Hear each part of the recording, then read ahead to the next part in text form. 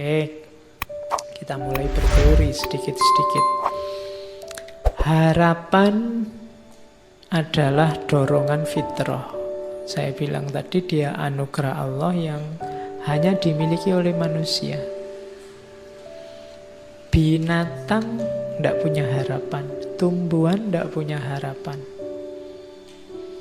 Bebek itu tidak punya cita-cita, besok aku kalau besar pengen jadi bebek yang berguna bagi nusa bangsa, tidak ada. Yang punya harapan manusia, fitrahnya, kodratnya manusia bercita-cita, berharap.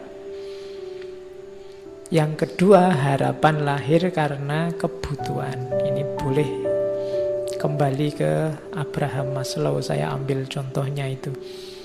Karena kita ingin survive, karena kita ingin aman, karena kita ingin mencintai atau dicintai, kebutuhan untuk status, kebutuhan aktualisasi diri. Dari sini kan muncul harapan-harapan. Jadi harusnya secara fitrah manusia itu berharap. Jadi manusia itu kalau bahasanya komputer itu program yang kompatibel untuk hidupnya manusia itu adalah program harapan, bukan program keputusasaan. Kalau kamu menginstal keputusasaan harusnya crash dengan hidupmu. Jadi orang-orang yang pesimis, putus asa itu sebenarnya menyalahi fitrahnya. Makanya Allah benci. Disebutnya kafir atau kufur. Terus selain itu harapan juga di teori yang lain disebutkan lahir oleh situasi hidupmu, termasuk dari masyarakat. Jangan dikira harapan-harapanmu itu hasil pikiran dan pilihanmu sendiri.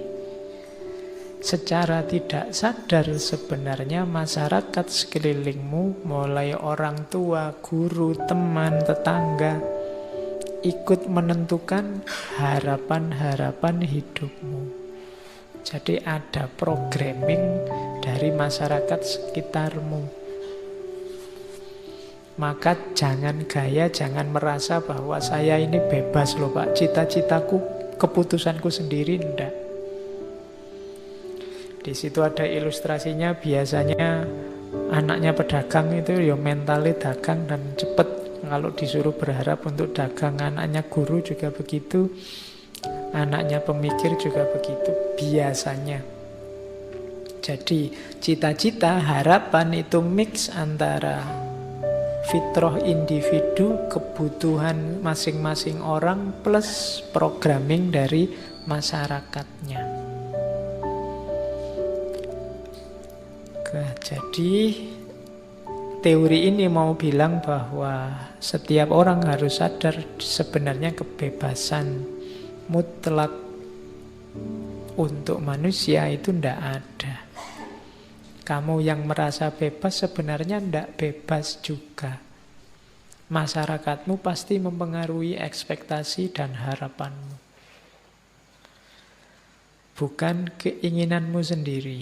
Ketidaksadaran ini nanti sering membuat orang jadi patah hati, stres, depresi, konflik.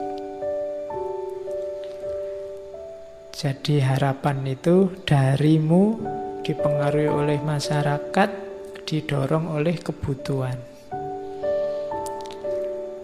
Terus apa mainnya harapan, pentingnya harapan dalam hidup kita? Ya, kalau ini sebenarnya tidak perlu dijelaskan, kalian sudah tahu. Ini menegaskan arah dan orientasi hidup, meningkatkan kemampuan menghadapi kesulitan.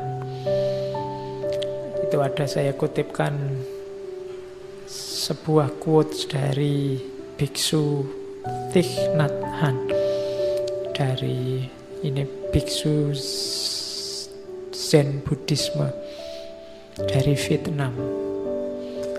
Dia punya torekot, kalau bahasa Islamnya ya, dia punya order of interbeing.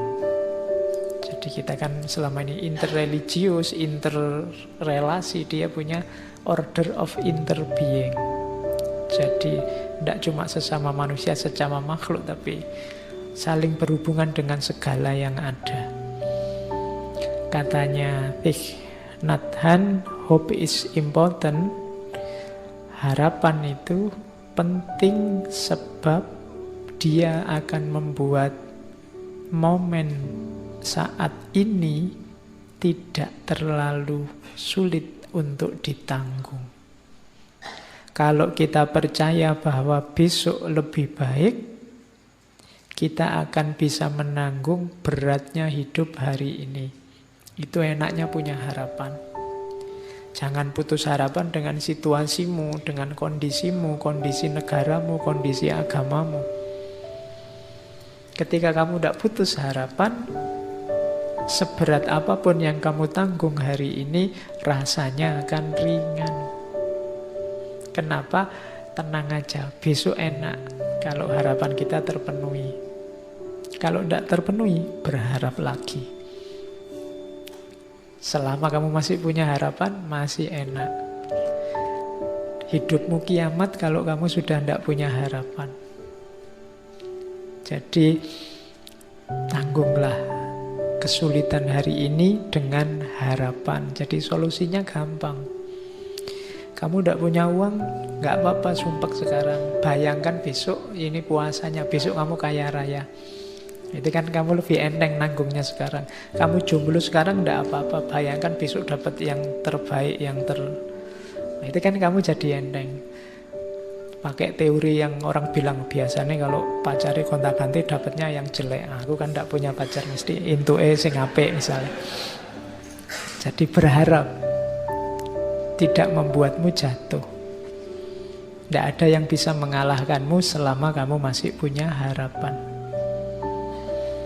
Kok kamu kuliahmu tidak lulus-lulus? Tidak apa-apa, saya masih berharap tidak ter-DO.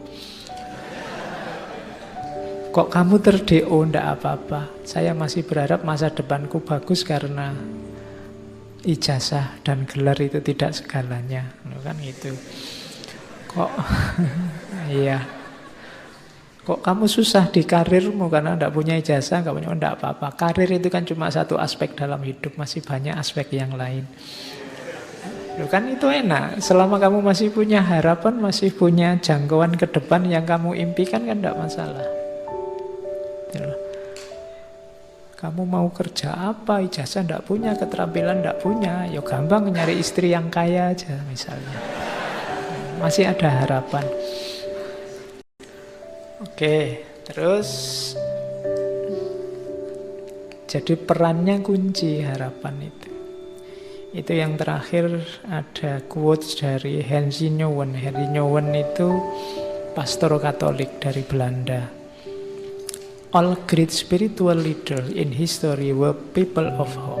Semua tokoh pemimpin spiritual dalam sejarah adalah figur-figur penuh harapan. Tidak ada tokoh spiritual yang putus asa. Ibrahim, Abraham, Moses, Musa, nabi-nabi tidak ada yang putus asa. Ruth itu neneknya, kalau itu sebenarnya tokoh dari Bible. Tokoh perempuan, neneknya Nabi Dawud.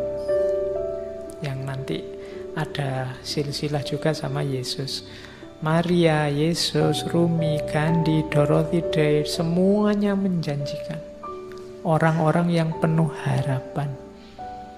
Live with a promise in their heart. Mereka meyakini suksesnya di masa depan, janji-janji di masa depan. Itulah yang membimbing mereka menuju masa depan.